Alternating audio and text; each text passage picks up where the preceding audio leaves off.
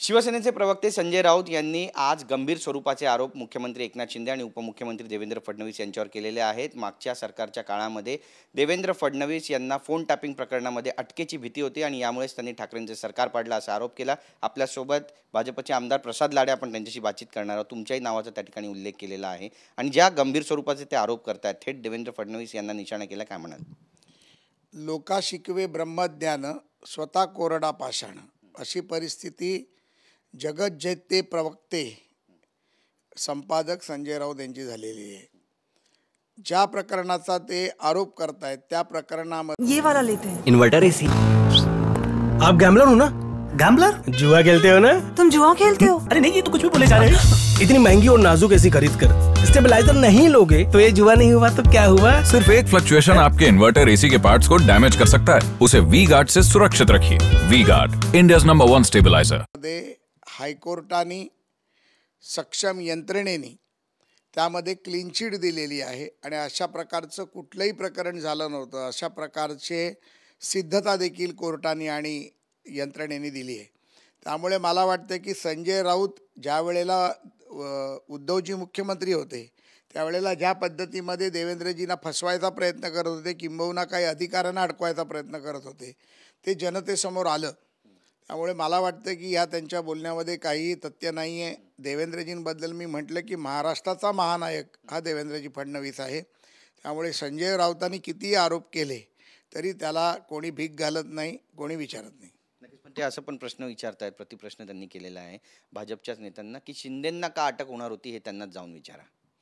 शिंदेना काय त्रास देत होते हे पहिलं त्यांनी सांगावं। ज्या पद्धतीमध्ये आदित्य ठाकरे असतील, वरुण सरदेसाई असतील, उद्धव ठाकरेचे कुटुंबीय असतील, ज्या पद्धतीमध्ये शिंदेना त्रास देत होते, त्यांच्या खात्यामध्ये ढवळाढवळ करत होते, MMRDAमध्ये जाऊन कोण बसत होते, महापालिकेत कोण बसत होते, ठाणे महापालिकेत कोण जात होते आणि सर्व कारभार स्वतःच्या ताब्यात घेण्याचा जो प्रयत्न चालू होता त्याबद्दल पहिलं राऊतांनी जाऊन ठाकरे कुटुंबियांना विचारावं, त्याचं उत्तर द्यावं आणि राऊतांच्या कुठल्याही उत्तराला उत्तर देणे आम्हाला बंधनकारक नाही आहे, कारण राऊतांना आम्ही गिनतीतच धरत नाही। नक्कीच, पण भाजपचे जे नेते होते, इवन तुम्ही सुद्धा, कशा पद्धतीने हा त्रास दिला जात होता? खोट्या तक्रारी करणं, गुन्हेगार पार्श्वभूमीच्या लोकांना हाताशी धरणं, गुन्हेगारी पार्श्वभूमीच्या लोकांकडून तक्रारी करून घेणं, खोट्या नाट्या तक्रार करून त्याच्यामध्ये कशा ना कशा पद्धतीत गुंतवण्याचा प्रयत्न करणं, ह्या सर्व गोष्टी ते करत होते। ज्याचा उल्लेख संजय राऊतांनी मुंबई बँकेचा केला, मला वाटतं की त्याच संजय राऊतांचे छोटे भाऊ देखील मुंबई बँकेत आमच्याबरोबर संचालक आहेत। तर मग जर त्या भ्रष्टाचाराचे आरोप होते तर सुनील राऊत पण त्यामध्ये आमच्याबरोबर सहभागी आहेत का, हा प्रश्न संजय राऊतांना मी विचारतो।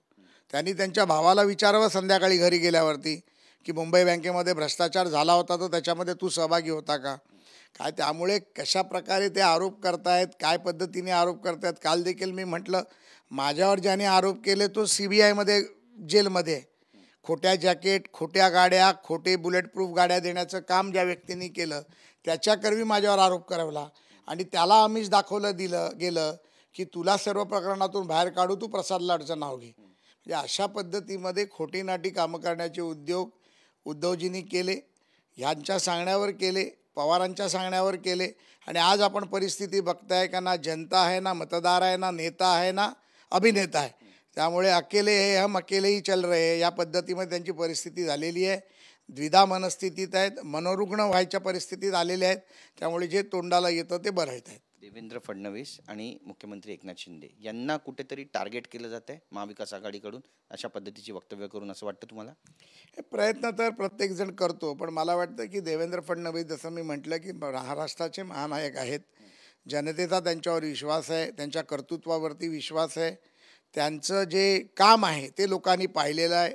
शिंदे साहेबांनी ज्या पद्धतीमध्ये हिंदुत्वाच्या विरोधात चालणाऱ्या शिवसेनेसाठी उठाव केला, बाळासाहेबांचे आनंदींचे विचार आणि स्वप्न घेऊन जे पुढे आले त्यांच्यावर देखील महाराष्ट्रातील तमाम मराठी माणसाचा, महाराष्ट्रीयन लोकांचा, महाराष्ट्रातल्या जनतेचा हा त्यांच्यावर विश्वास आहे।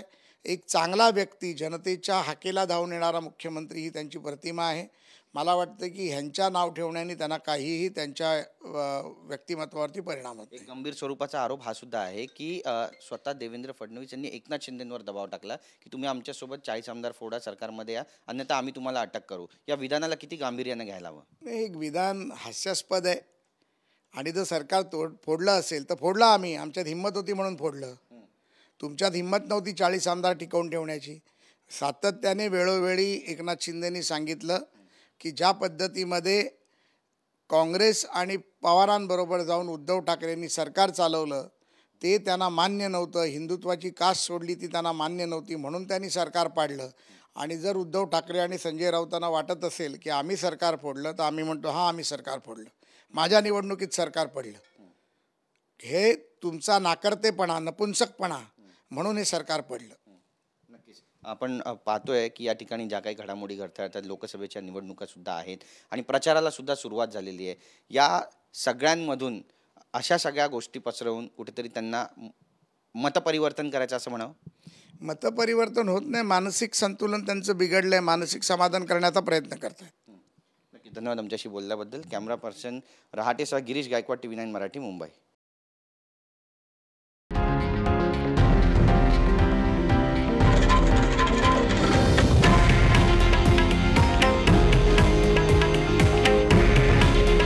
हे आहे देशातील नंबर 1 न्यूज नेटवर्क आणि आपण पाहत आहात TV9 मराठी. काळजी तुमची, हित महाराष्ट्राचं.